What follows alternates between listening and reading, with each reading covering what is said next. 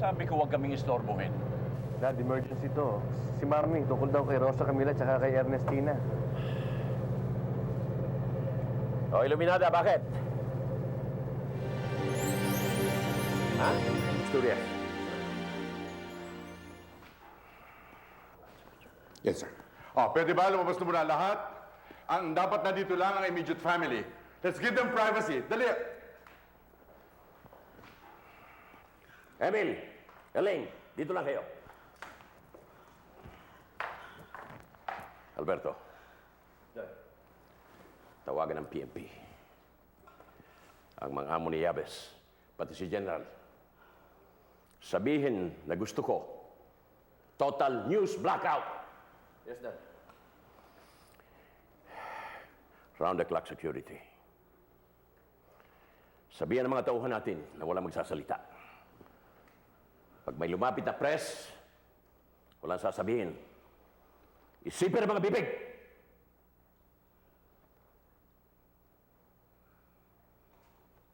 Elaine? Yes, Governor. Okay.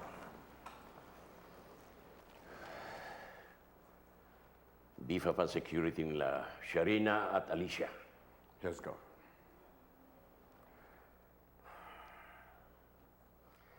Huwag muna sasabihin kay Alicia kung ano talaga nangyari. Opo. Elaine? Copy, Governor. Yes, sir. Dagdagan ng security ang lahat ng mga anak ko. Yes, go.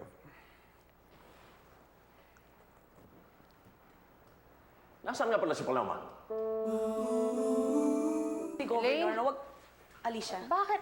Ang daming tao rito. utos ni Governor. Bakit? Saan tayo pupunta? Alicia, bayaan mo si Governor na lang magpaliwanag sa'yo. Hindi ka na mag-impake ka ng damit mo. Muna, Elaine. Kinakabahan ako sa sinasabi mo. Bakit ako mag-iimpake? Saan mo ako dadalhin? Please, Alicia, bawat minuto importante. Kailangan maialis kagad kita rito. Halika, Nato, maiwan ka muna rito, ha? Hindi. Alicia, isusunod na lang nila ang damit mo. Tayo na, bilis. Ang hirap matago to sa press, lalo na may namatay. Kung palabasin natin na walang kasama yung driver bago sila hinarang.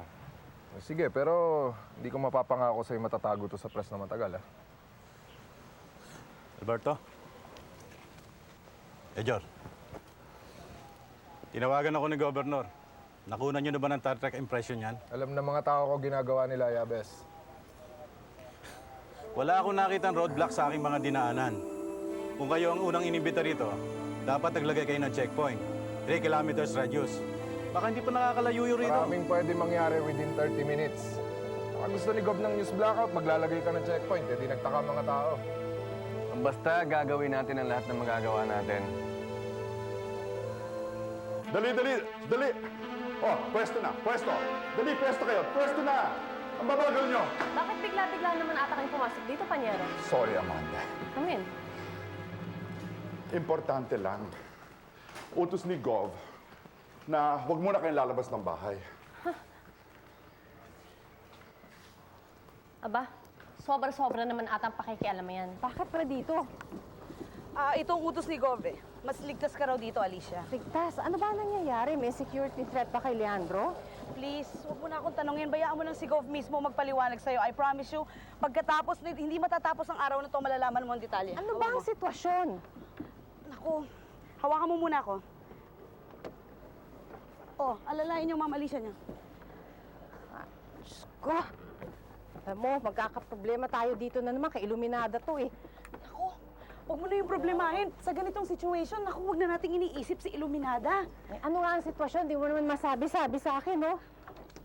Ano ka ba, Alicia? Alam mo naman na hindi ko sasagutin yung tanong mo. Wala pang order sa akin si Governor. Hindi pa ako authorized magsalita, kaya please lang. Huwag ka nang magtanong. Sinong mga kasama ko rito? Well, ngayon ikaw muna dito sa loob, pero mamaya babalikan kita.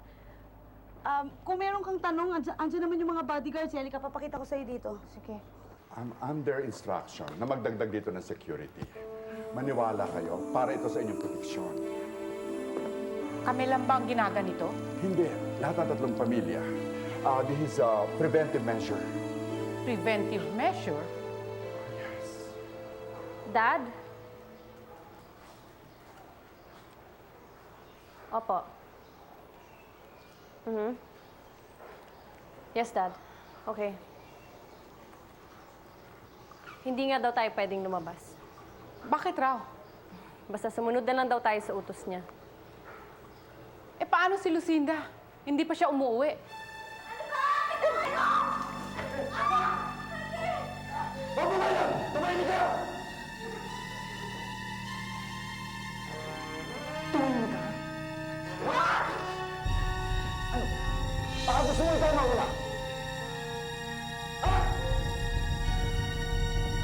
Ikaw na muna ulit sa Kapitolyo, VC. Hanggat hindi naayos ito. Pinakilos ko na rin ang mga tauhan natin doon. Baka sakaling sa atin din ang galing ang kidnapper. Humingi ka sa Provincial Director lang additional security para sa Kapitolyo. O sige, lalakad na ako. Relax, don't worry too much. I'll keep you informed. Excuse me, sir. Yeah. Ito ba si Ernestina may nobyo? Sa pakalam ko ngayon ay wala. Pero malapit na sana siyang makasal nung araw sa boyfriend niya. Pero hindi natuloy. Nasa Canada na ngayon yung lalaking yun. Kailan pa ho ito nangyari? Tagal na. 16 or 17 years ago. Bakit? Sir, gabi na ho kasi. Hanggang ngayon, di pa tayo nakakatanggap ng tawag sa dumukot. Maaring hindi kidnap or ransom to. Sa palagay mo, Yabes, wala kayang koneksyon ito doon sa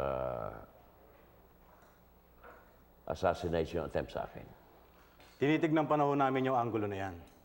Pwede rin kasi yung revenge kidnapping o simpleng lover's abduction. Sir, itong si Rosa Camila, meron ba ho itong boyfriend?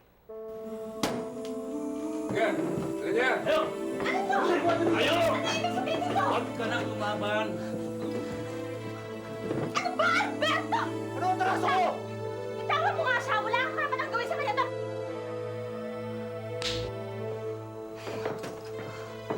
Ano bang nobel ni Rosa Camila ito? Ha? Anong ginagawa mo? Wala kang pakialam! Ha?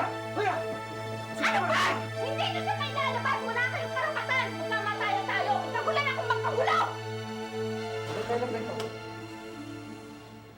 Hanggat walang pinag-uutos sa atin. Paano tayo makatanggap na? Ako lang nakakaalam nun. Tama ba naman yung ginagawa niya? Bakit? Sinunod naman natin lahat, Boss, napatay natin yung driver. Kaysa naman tayo ang napatay. Pwede na ba to? Aprobado na ba to? Pasok na yan. Kailan mo huling nakasama si Rosa Camila? Nung Webes lang. Huwebes ng umaga, nakirosa Camila siya. Huwebes ng gabi nasa akin. Lucinda, pwede ba lumabas ka muna kung tatagalan to eh? Hindi, dito lang ako. Alam ba ni Rosa Camila na meron kayong relasyon ni Lucinda? Ha? Huwag mo sagutin. Personal na yan ah. Kapatid ko isang abogada, Alberto. Pwede ko kayong kasuhan. Possible suspect kasi ang kasama mo. Suspect saan? Hindi kami magagalit sa'yo. Sabihin mo lang sa amin. Kampi tayo dito. Nasaan si Rosa Camila? Nasa inyo, di ba?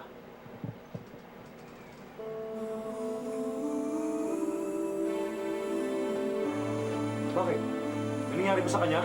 Mo sa akin kahapon, di ba? Hindi matatapos ang araw na ito. Sabihin mo sa akin, bakit ako nandito? Pasensya ka na, baka kaya hindi nakapunta si Gov kasi busy siya. Mag-breakfast ka muna. Tawagan ko kaya? Alicia, walang ganyang utos sa atin si Gov. Sabi niya siya mismo pupunta rito, yun ang hihintayin natin, okay?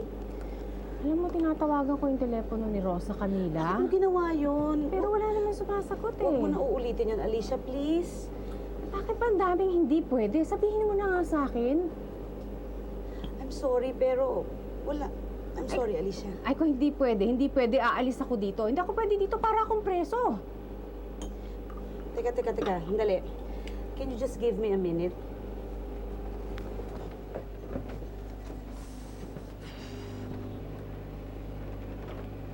Hello? Si Elaine to. Pwede kay Governor? Sabihin mo urgent. Ate, yung driver kaya natin nakatakas. Ewan ko, pero sigurado patay na yon. Ako, seryoso to mga to. Kung hindi sila natakot gawin yan, sigurado papatay nila tayo. Ate, si Daddy, kawawa naman.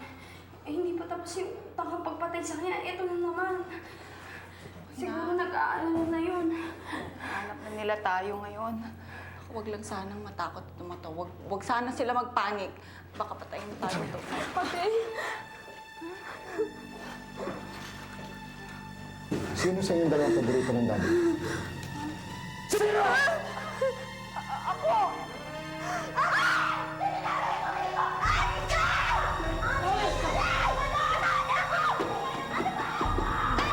Mukhang marami natin tao ngayon. Kalito! Mga bisita yan ni Gob, pumupunta rito para pumukay.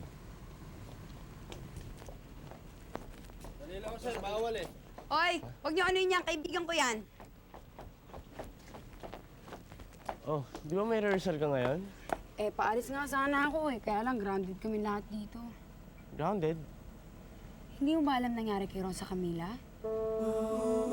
Alam mo ba kung gaano kakurap ang daddy mo? Hindi totoo yan. Hindi totoo. Marami na siyang atraso sa bayan. Mabait si Daddy. Ah, mabait! Oo, mabait. Dahil nangungurakot siya. At pera ng bayan ang kinukurakot niya! Alam mo ba, ang nanay mo kabit lang ng tatay mo. At lahat ng mga kabit niya, yun ang pinangungurakot niya. Kaya ikaw, nakikinabang ka din! Marami naman tinutulungan si Daddy ah! Marami siyang atraso! At marami na agabyado. Marami siyang inapi! Ang mga anak niya at ang mga kabit, anak ng mga kabit na kagaya mo, dahil sa inyo, yun, nagpapasasakay sa yaman na kinukurakot ng tatay niyo. Ngayon, nangangangkam yan, nagpapatay. At nakikipagsabwatan sa mga kweteng at drug lord.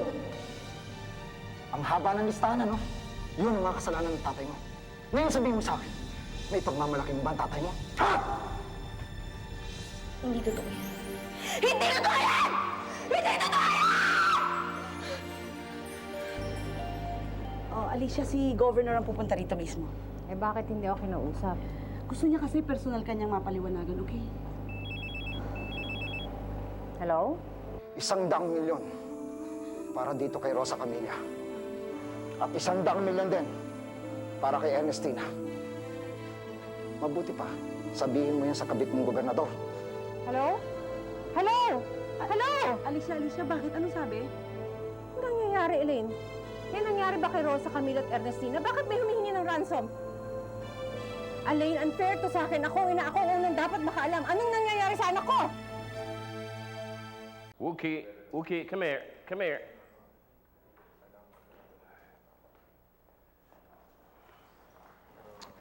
Sir, kinak sa bureau, galing sa mga kidnappers.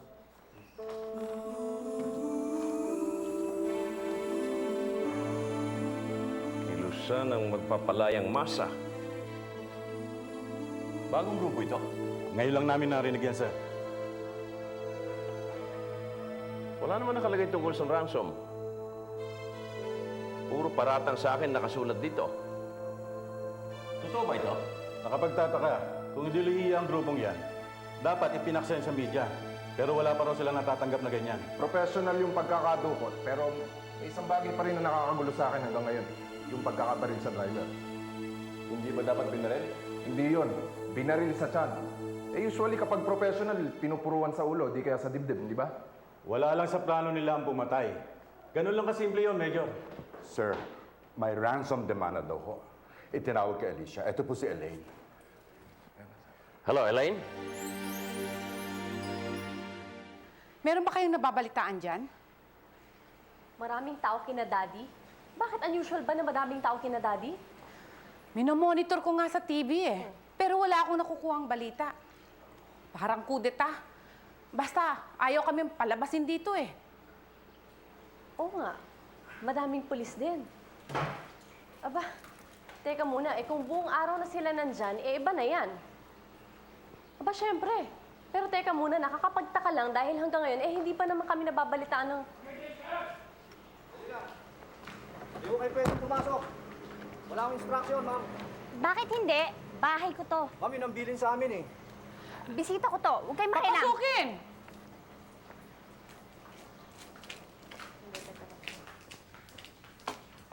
ng kapatid mo. Beth, teka lang ha.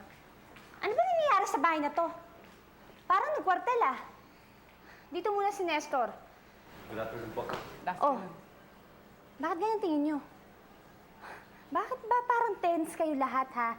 Parang si Rosa Camila at Ernestina lang kinidnap. Ano? Beth, teka lang yan. Hinaan niyo sa balita? Thank you.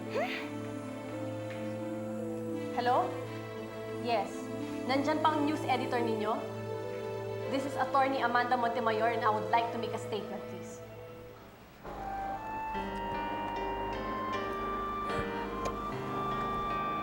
Leandro, ano na nangyayari? Sa'yo pala tumawag ang kidnapper. Ginagawa namin ang lahat para maligtas sila ng Ernestina. Bakit hindi mo kakit sinabi sa akin? Kala ko malulutas namin ito ng gabi. May pag-asa pa ba, Leandro? Matagal na 1 linggo, Alicia. Matutundin natin yan.